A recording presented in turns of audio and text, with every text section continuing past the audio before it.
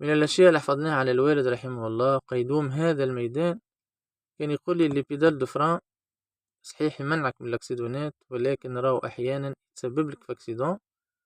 وقتاش الكلام هذايا؟ وقت اللي تستعملو تدخل عليه بيدال دو فران من غير مراقبة، يعني قبل ينصح، كان ديما ينصح قبل ما تستعمل الفران تهز عينك للمراية، نجم يكون اللي وراك لصقلك برشا مش محترم مسافة الأمان، وكي تعمل انترفونسيون على الفران يدخل فيك.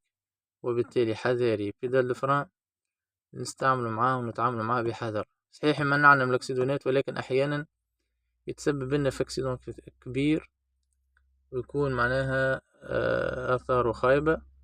ومن جملة الأشياء والنصائح في الإكزامان متاع البرمي، البيدال دو فران ما تبغتش بيه الناس اللي وراك قبل ما تستعمله، هز عينيك للمراية. والسلام عليكم ورحمة الله.